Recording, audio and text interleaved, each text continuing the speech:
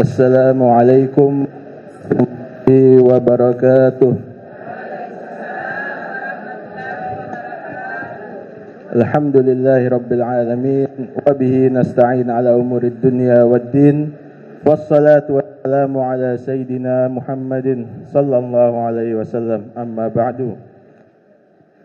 Yang saya hormati Ketua Majelis Nahdlatus Shafiyah Ibu Haji Noni Syuaib, semoga beliau sehat selalu, dipanjangkan umurnya oleh Allah, agar terus dapat membarengi kita dalam melakukan amal-amal yang baik. Kemudian juga kepada seluruh anggota Majelis Nahdlatus Shafiyah, ibu-ibu yang cantik-cantik ini, yang tidak bisa saya sebutkan satu-satu, tapi tidak mengurangi rasa hormat saya kepada semua. Tidak lupa juga ada orang-orang tua kita, para jamaah semuanya yang saya hormati. Ulama berkata, inda dzikris shalihina tatanazzalur rahmat. Ketika ada nama orang soleh disebutkan, pada saat itu rahmat Allah akan turun. Nah, kalau kita menyebutkan nama orang soleh, kita ceritakan kehidupan mereka, itu rahmat Allah akan turun kepada kita. Fakaifa bi aslahis shalihin. Bagaimana kalau yang kita sebutkan adalah pemimpinnya orang-orang soleh, yaitu Nabi Muhammad SAW. Maka pasti kita ini akan kebanjiran dengan rahmatnya Allah. Jamaah sekalian, sering kita dengarkan ada penceramah, ada khotib, mereka kadang itu sering menyebutkan kita itu harus bersyukur dijadikan umatnya Nabi Muhammad. Betul tidak? Yang harus kita pahami adalah kenapa kita harus bersyukur dijadikan umat Nabi Muhammad. Apa alasan dibalik kita itu diperintahkan untuk bersyukur menjadi umatnya Nabi Muhammad? Alasannya itu karena umat Nabi Muhammad adalah umat yang paling istimewa, umat yang paling Allah sayangi, umat yang paling Allah berikan banyak sekali khususiyah kepada mereka.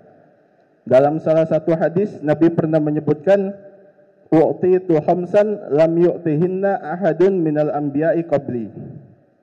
Aku diberikan 5 perkara, yang mana 5 perkara ini nabi-nabi sebelumnya itu tidak pernah ada yang mendapatkannya. Nah, 5 perkara ini juga ada yang diberikan kepada umatnya Nabi Muhammad. Yang pertama, kata Nabi, nusirtu birru'bi masirata. Saya itu dibantu oleh Allah ketika akan berperang, itu musuh-musuh saya akan Allah berikan ketakutan, Allah berikan kegelisahan kepada mereka 1 bulan sebelum mereka menemui saya dalam peperangan. Itu adalah keutamaan yang pertama. Yang kedua, kata Nabi, wa'ilat liyal ardu masjidan wa tahuran. Bumi ini Allah jadikan untukku dan umatku itu sebagai tempat untuk sholat, tempat untuk sujud, dan juga dapat digunakan untuk bersuci. Kalau umat-umat sebelumnya, mereka itu hanya diperbolehkan untuk bersuci dengan air saja. Tapi umat Nabi Muhammad, kalau tidak ada air, boleh pakai tayamum, diganti dengan tanah. Kemudian umat-umat sebelumnya, kalau mereka mau sholat, harus datang ke tempat ibadahnya mereka. Mau mereka rumahnya jauh, mau rumahnya dekat, semuanya ketika waktunya ibadah harus berkumpul di tempat ibadah mereka. Tapi umat Nabi Muhammad, kita mau sholat di masjid bisa, di mushola bisa, di rumah bisa. Bahkan kalau misalnya kita sedang perjalanan di gunung, di hutan, tiba waktu sholat, kita sholat di situ bisa juga. Karena Allah kasihkan keistimewaan ini kepada umat Nabi Muhammad. Kemudian yang ketiga, Nabi sebutkan, wa uhillat liyal ghanaim walam tahillu li ahadin qabli. Dan juga Allah halalkan bagiku dan umatku itu ghanimah. Ghanimah itu adalah harta rampasan perang. Jadi umat-umat sebelumnya kalau mereka selesai berperang, mereka dapat harta yang mereka kumpulkan dari pasukan yang kalah itu tidak boleh mereka gunakan. Harus mereka kumpulkan. Kemudian setelah mereka kumpulkan itu, dalam riwayat disebutkan akan ada api yang turun untuk melahap ghanimah itu. Jadi kalau mereka sudah selesai berperang, mereka tidak dapat keuntungan material dari situ. Tapi umat Nabi Muhammad, Allah halalkan bagi mereka itu ghanimah untuk mereka bagikan di antara mereka. Seperlima, seperlima, dan seterusnya. Kemudian yang keempat Nabi sebutkan keistimewaan yang keempat adalah wa'utitu syafa'ah, dan Allah berikan bagiku itu untuk dapat memberikan syafaat kepada umatku.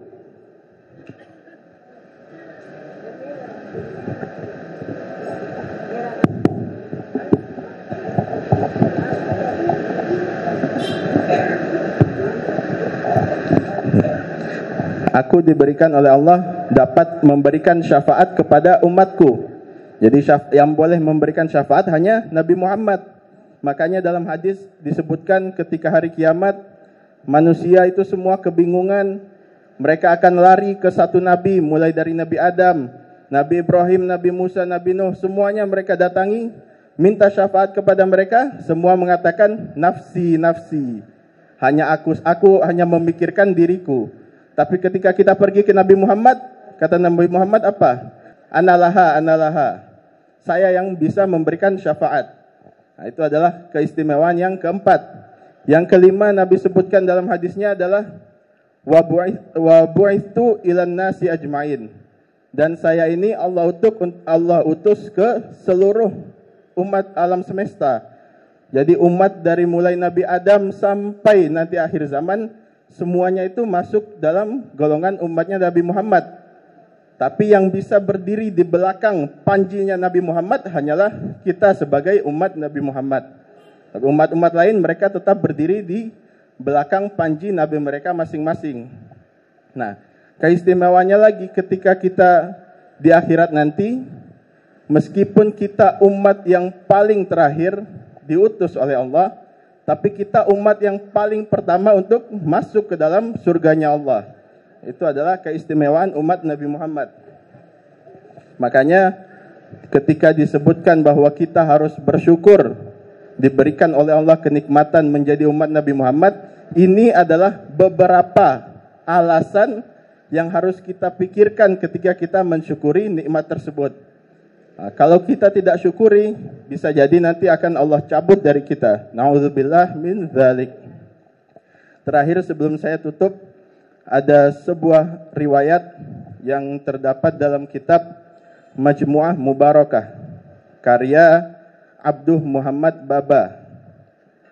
Dalam kitab ini disebutkan Nabi pernah bersabda, mimbar Nabi Ibrahim itu terletak di sebelah kanan arsy, dan mimbar Nabi Muhammad berada di sebelah kiri arsy.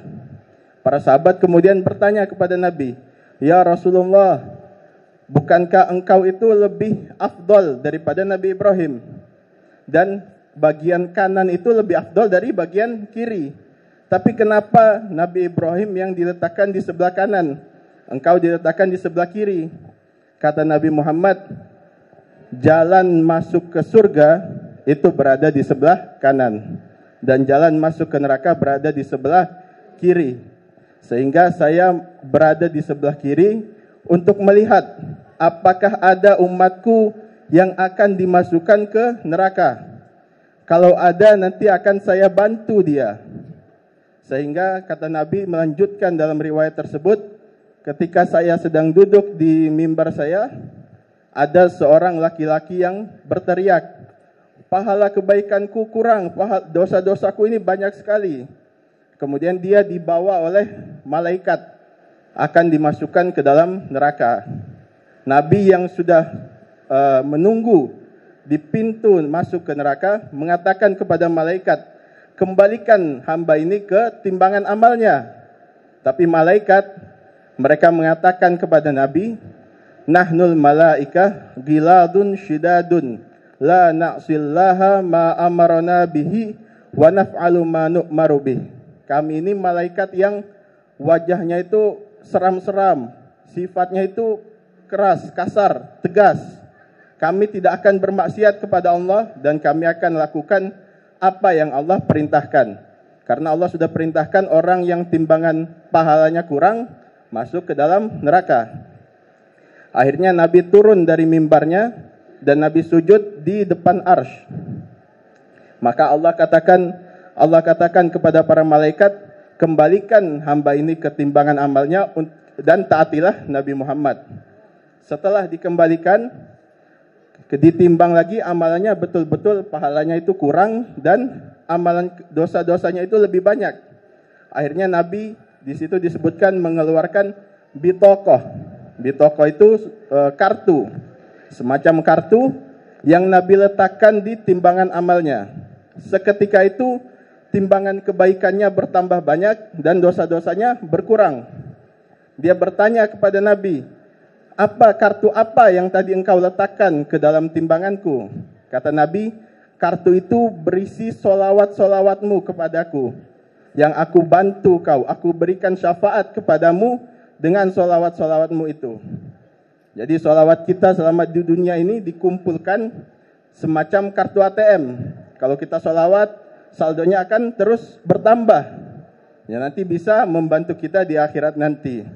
Ya, semoga dalam momen bulan Maulid ini, mari kita perbanyak salawat kepada Nabi. Semoga salawat kita itu nanti bisa membantu kita untuk mempermudah kita masuk ke dalam surganya Allah. Allahumma ij'al jam'ana hadza jam'an marhuma wa tafarruqana min ba'di tafarruqan ma'suma wa la taj'al fina wa la minna syaqiyan wa la mahruma. Wa sallallahu alaihi wasallam Muhammad wa ala alihi wasallam walhamdulillahirabbil alamin. Wa lakum minkum wassalamu alaikum warahmatullahi wabarakatuh.